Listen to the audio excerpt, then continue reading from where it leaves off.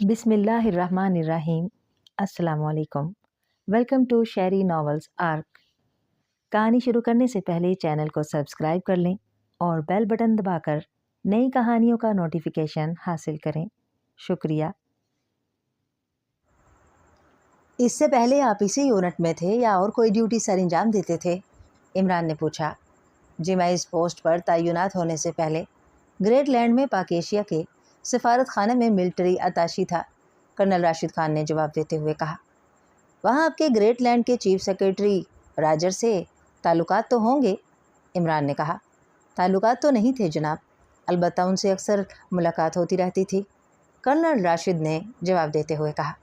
सदर साहब के सामने मेज़ पर ख़त पड़ा हुआ है, आप इसे देखें और मुझे बताएं कि यह ख़त किसने लिखा है। इमरान ने कहा। ये लो देखो।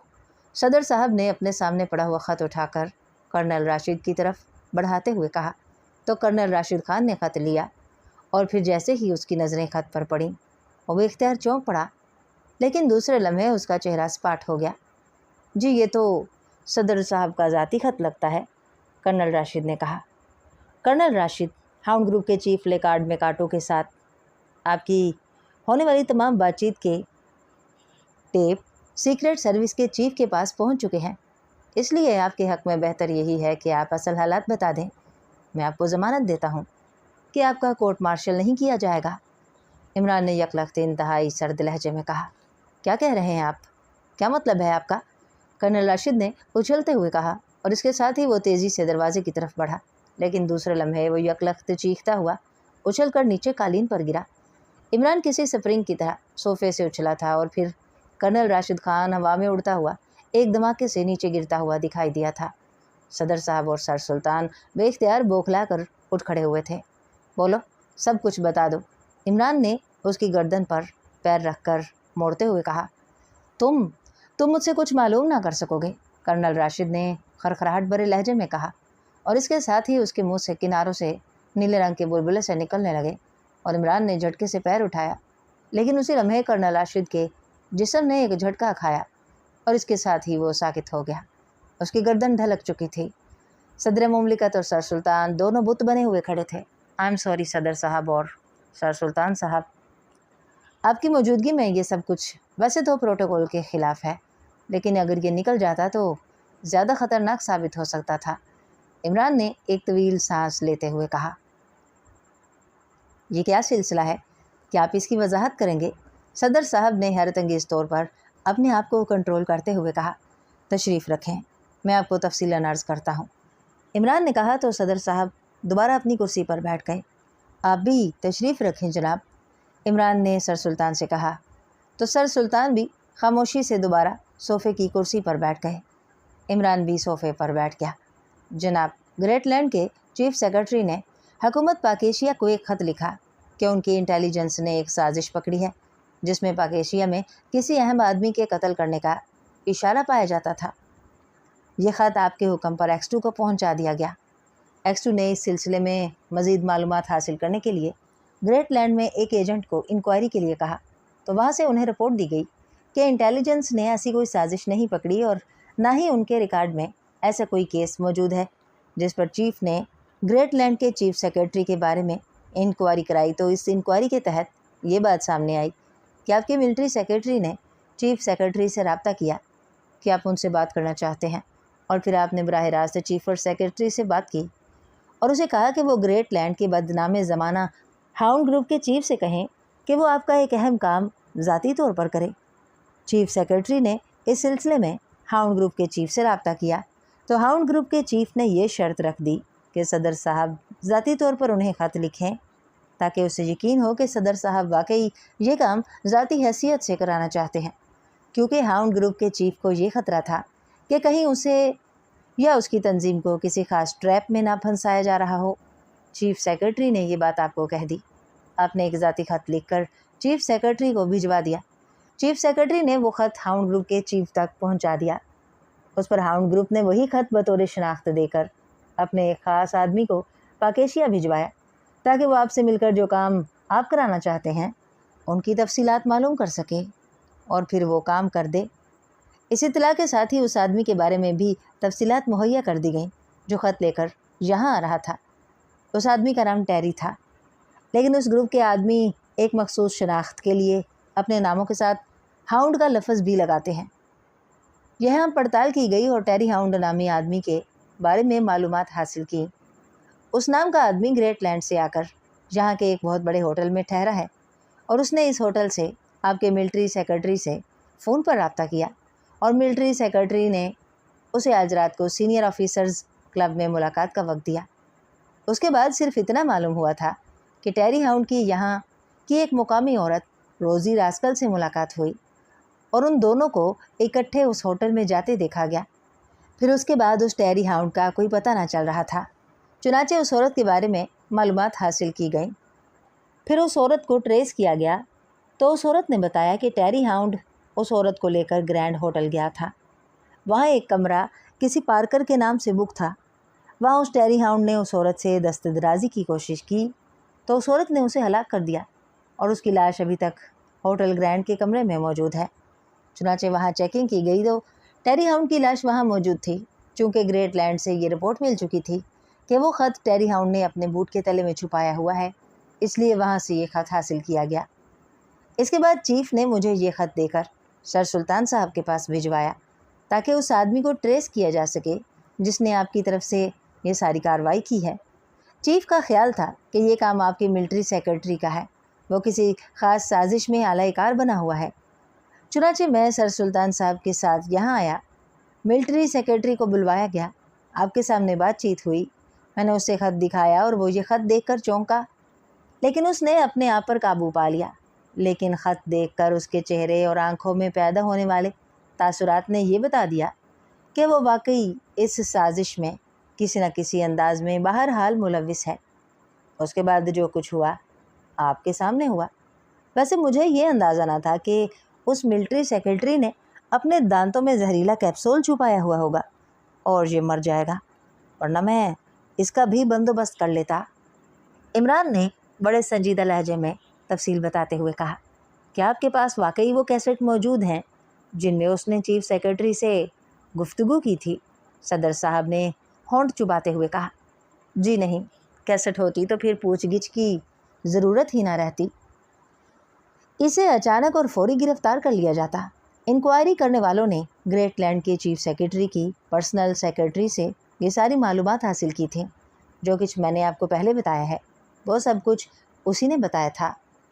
कैसेट की बात तो मैंने मिलिट्री सेक्रेटरी को टटोलने के लिए की थी, इमरान ने जवाब दिया। लेकिन यह साजिश क्या थी और इसमें मुझे इस अंदाज में इस्तेमाल करने की क्यों साजिश की गई? जाहिर है मैंने तो किसी चीफ सेक्रेटरी से ना बात की है और ना ही ये ख़त लिखा है। क्या मुझे इस अंदाज में इस्तेमाल किए बगैर उनकी साजिश मुकम्मल नहीं हो सकती थी? सदर साहब ने कहा, साजिश की तफसील का तो अभी इल्म नहीं है। सीक्रेट सर्विस बहरहाल उसका पता भी चला लेगी, लेकिन मेरे अंदाजे के मुताबिक आपको इस अंदाज में इसलिए इस्तेमाल किया गया है कि हाउंड ग्रुप इंतहाई अहम शख्सियात के कत्ल में बहुत माहिर समझा जाता है, लेकिन वो लोग किसी मुल्क की अहम तरीन शख्सियात को उस वक्त हलाक करते हैं जब उस मुल्क के उससे भी ज़्यादा अहम आदमी की तरफ से उन्हें बुक किया गया हो, वरना वो लोग काम नहीं करते क्योंकि इस तरह उन्हें तहफ़्फ़ुज़ हासिल होता है। आपको इस्तेमाल करने से बज़ाहिर ये मालूम होता है कि साजिशियों का टारगेट पाकेशिया का कोई अहम तरीन आदमी होगा, ऐसा आदमी जिसके लिए आपका तहफ़्फ़ुज़ ज़रूरी हो। और जहाँ तक मेरा ख़्याल है कि वो लोग पाकेशिया के किसी अहम सियासी लीडर को हलाक करना चाहते थे। कोई ऐसा लीडर जो आपके पास भी सियासी तौर पर ख़तरा बन सकता हो और ख़ास तौर पर जिसकी पॉलिसी ग्रेटलैंड के ख़िलाफ़ हो। और इन पॉइंट्स पर गौर किया जाए तो फिर एक ही शख्सियत सामने आती है और वो हैं जनाब नसीब अहमद ख़ान साहब, जो आपकी मुखालिफ सियासी पार्टी के सरबराह भी हैं, जिन्होंने आपके ख़िलाफ़ सदारत का इलेक्शन भी लड़ा था और जो इस बात के भी मुखालिफ हैं कि पाकेशिया ग्रेटलैंड की सरबराही में बनने वाले एशियाई इत्तेहाद में शामिल हो जाए। लेकिन ये सिर्फ अंदाज़ा है, इमरान ने कहा। नहीं, ऐसा नहीं हो सकता। पहली बात तो ये है कि अभी आइंदा सदारती इंतखाबात में काफ़ी अरसा पड़ा है और दूसरी बात यह है कि उनकी सियासी मुखालफत मेरे साथ या मेरी सियासी पार्टी के साथ है। साजिशियों का इससे क्या ताल्लुक़ हो सकता है? उन्हें इनकी हलाकत से क्या फ़ायदा मिल सकता है? صدر صاحب نے ہونٹ چباتے ہوئے کہا۔ آپ کو تو صرف اس لیے استعمال کیا گیا ہے کہ اس طرح چیف سیکرٹری اور ہاؤنڈ گروپ مطمئن ہو جائے گا۔ ہو سکتا ہے کہ یہ سازش ان کی اپنی پارٹی کے اندر سے ہو رہی ہو، انہیں راستے سے ہٹانے کے لیے، عمران نے جواب دیا۔ اگر ایسی بات تھی تب بھی انہیں گریٹ لینڈ کے چیف سیکرٹری کے ذریعے اس جرائم پیشہ گروپ سے رابطے کی کیا ضرورت تھی؟ وہ براہ راست بھی رابطہ کر سکتے تھے، اور دوسری بات یہ ہے کہ وہ ہاؤنڈ گروپ کے علاوہ بھی تو کسی اور کو ہائر کر سکتے تھے۔ صدر صاحب نے کہا، جناب آپ کو علم نہیں ہے، اصل میں ہاؤنڈ گروپ گریٹ لینڈ کی سرکاری تنظیم ہے، لیکن اسے جرائم پیشہ گروپ کی صورت دے دی گئی ہے۔ حکومت اپنے کام ان سے کراتی رہتی ہے، اور اس سلسلے میں چیف سیکرٹری کے ذریعے ہی ان سے رابطہ ہو سکتا ہے، اور کسی صورت میں نہیں۔ لیکن یہ سب اندازے ہی ہیں، جب سازش کی اصل صورتحال سامنے آئے گی تب معلوم ہوگا کہ یہ سب کیا تھا، عمران نے کہا۔ تو پھر چیف سیکرٹری نے یہ خط کیوں بھیجا تھا جس میں پاک ایشیا کے کسی اہم آدمی کے قتل کا اشارہ تھا؟ اس طرح تو انہوں نے خود اپنے خلاف انکوائری کی، صدر صاحب نے کہا۔ جناب یہ تو بڑی سادہ سی بات ہے، عام طور پر ایسے خطوط انٹیلیجنس یا کسی سرکاری ایجنسی کو بھجوا دیے جاتے ہیں جنہیں فائل کر دیا جاتا ہے۔ اس طرح کل کو اگر گریٹ لینڈ پر کوئی شبہ بھی آتا ہے تو یہ خط وہ اپنے ثبوت میں پیش کر کے اپنے آپ کو صاف بچا لیتے، عمران نے مسکراتے ہوئے کہا، اور صدر صاحب نے اس بات میں سر ہلا دیا۔ اب اس ملٹری سیکرٹری کی ہلاکت کا کیا کیا جائے؟ صدر مملکت نے کہا۔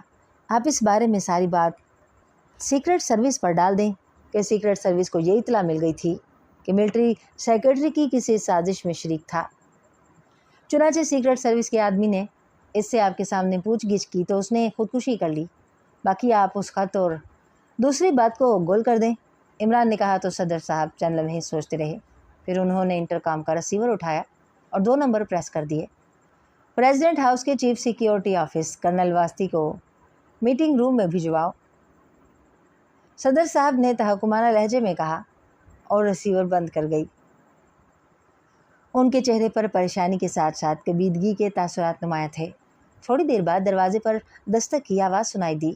یس کم ان، صدر مملکت نے کہا تو دروازہ کھلا اور سیکرٹری یونیفارم میں ملبوس ایک ادھیڑ عمر آدمی اندر داخل ہوا۔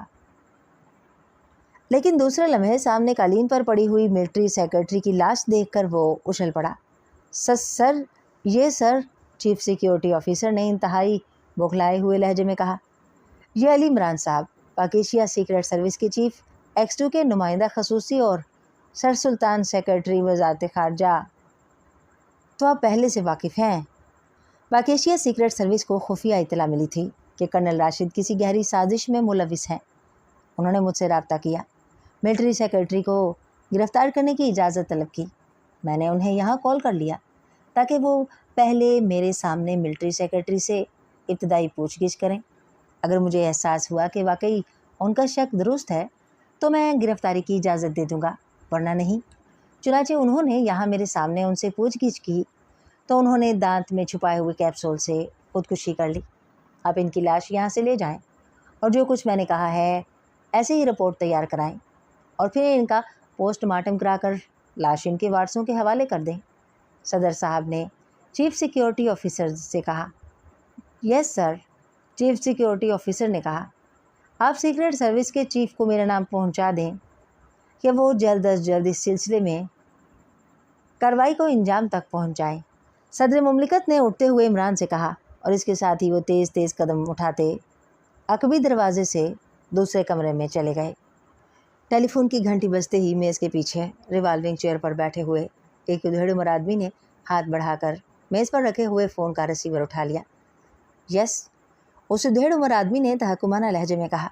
پریزیڈنٹ ہاؤس کے اسسٹنٹ سیکیورٹی آفیسر منہاس صاحب آپ سے فوری بات کرنا چاہتے ہیں، دوسری طرف سے مؤدبانہ انداز میں کہا گیا۔ بات کراؤ، ادھیڑ عمر آدمی نے اسی طرح تحکمانہ لہجے میں کہا۔ ہیلو، میں منہاس بول رہا ہوں جناب۔ چند لمحوں بعد ایک آواز سنائی دی۔ یس، کیا بات ہے؟ ادھیڑ عمر آدمی نے اسی طرح تحکمانہ لہجے میں کہا۔ صدر صاحب کے ملٹری سیکرٹری کرنل راشد نے خودکشی کر لی ہے جناب، دوسری طرف سے کہا گیا تو ادھیڑ عمر آدمی بے اختیار اچھل پڑا۔ کیا کہہ رہے ہو؟ उधेड़ उम्र आदमी ने हैरत भरे लहजे में कहा। अभी आधा घंटा पहले। तफसील फ़ोन पर नहीं बताई जा सकती। अगर आप मुलाकात की इजाज़त दें तो बेहतर है, दूसरी तरफ से कहा गया। ठीक है, आ जाओ फ़ौरन, उधेड़ उम्र आदमी ने कहा और रिसीवर रखकर उसने साथ पड़े हुए इंटरकॉम का रिसीवर उठाया और नंबर प्रेस कर दिए। यस सर, दूसरी तरफ से एक मोदबाना आवाज़ सुनाई दी। रेजिडेंट हाउस का असिस्टेंट सिक्योरिटी ऑफिसर मिन्हास आ रहा है। जैसे ही वो आए उसे मेरे कमरे में पहुंचा दिया जाए, उधेड़ उम्र आदमी ने कहा और रिसीवर रख दिया। ये क्या हुआ? कर्नल राशिद ने क्यों खुदकुशी कर ली? उधेड़ उम्र आदमी ने बड़बड़ाते हुए कहा। उसके चेहरे पर इंतहाई परेशानी के तासुरात उभर आए थे। कुछ देर तक वो खामोश बैठा रहा। फिर उसने हाथ बढ़ाकर फ़ोन का रिसीवर उठाया और फ़ोन पीस के नीचे मौजूद एक बटन प्रेस करके उसने तेज़ी से नंबर डायल करने शुरू कर दिए। King house. राब्ता कायम होते ही एक आवाज़ सुनाई दी। बोलने वाले का लहजा और आवाज़ बता रही थी कि वो वहाँ मुलाजिम है। इफ्तिखार खान बोल रहा हूँ, किंग साहब से बात कराओ, उधेड़ उम्र आदमी ने तहकुमाना लहजे में कहा। हेलो, किंग बोल रहा हूँ। दूसरी तरफ से एक भारी सी आवाज़ सुनाई दी। इफ्तिखार खान बोल रहा हूँ। अभी अभी मुझे इतला मिली है कि प्रेसिडेंट के military secretary colonel Rashid Khan ने खुदकुशी कर ली है, उधेड़ उम्र आदमी ने कहा। ओह, मगर क्यों? क्या कोई ख़ास बात हो गई थी? दूसरी तरफ से चौंकते हुए लहजे में पूछा गया। अभी तफसीलात मालूम नहीं हुई। वहाँ हमारा एक आदमी मौजूद है, उसने फ़ोन पर इतला दी है, लेकिन उसका कहना है कि फ़ोन पर तफसीलात बताई नहीं जा सकती। मैंने उसे यहाँ बुलाया है। आपको फ़ोन इसलिए किया है कि अगर ये खुदकुशी रेड ट्रैप के सिलसिले में हुई है तो फिर हमें फ़ौरी तौर पर हिफाजती इक़दामात कर लेने चाहिए, इफ्तिखार खान ने कहा। ठीक है, लेकिन तफसीलात फ़ौरन बताना, दूसरी तरफ से कहा गया और उसके साथ ही राब्ता ख़त्म हो गया। तो इफ्तिखार खान ने रिसीवर रख दिया और फिर थोड़ी देर बाद दरवाज़े पर दस्तक हुई। यस, कम इन, इफ्तिखार खान ने तहकुमाना लहजे में कहा। तो दरवाज़ा खुला और एक नौजवान अंदर दाखिल हुआ और उसने बड़े मौदबाना अंदाज में इफ्तिखार खान को सलाम किया। बैठो, इफ्तिखार खान ने कहा तो आने वाला मेज़ के सामने मौजूद एक कुर्सी पर मौदबाना अंदाज में बैठ गया। अब मुझे तफसील बताओ, कब हुआ है और क्यों हुआ है? इफ्तिखार खान ने कहा। जनाब, सेक्रेटरी वजारत ख़ारजा सर सुल्तान और एक नौजवान जिसका नाम अली इमरान बताया गया और जो पाक एशिया सीक्रेट सर्विस के सीक्रेट ग्रुप का नुमाइंदा खसूसी बताया गया है, सदर साहब से मुलाकात के लिए आए। सदर साहब उनके इंतज़ार में थे। स्पेशल मीटिंग रूम में ये मुलाकात हुई। उसके बाद मिलिट्री सेक्रेटरी साहब भी उस पेंडिंग में शरीक हो गए। उसके बाद सदर साहब ने चीफ सिक्योरिटी ऑफिसर को तलब किया तो स्पेशल मीटिंग रूम में मिलिट्री सेक्रेटरी साहब की लाश कालीन पर पड़ी हुई थी। रिपोर्ट के मुताबिक पाक एशिया सीक्रेट सर्विस को इतला मिली थी कि मिलिट्री सेक्रेटरी साहब किसी गहरी साजिश में शरीक हैं। चुनाचे उन्होंने सदर साहब से मिलिट्री सेक्रेटरी की गिरफ़्तारी की इजाज़त तलब की और सदर साहब ने उन्हें यहाँ कॉल किया कि वो मिलिट्री सेक्रेटरी साहब से उनके सामने इब्तदाई पूछगिछ करें। अगर सदर साहब ने ये महसूस किया कि वाकई मिलिट्री सेक्रेटरी साहब किसी साजिश में शरीक हैं, तो मिलिट्री सेक्रेटरी साहब ने अपने दांत में छुपाए हुए जहरीले कैप्सूल चुबाकर खुदकुशी कर ली, मिन्हास ने तफसील बताते हुए कहा। वहाँ होने वाली बातचीत का भी इल्म हुआ है या नहीं? इफ्तिखार खान ने पूछा।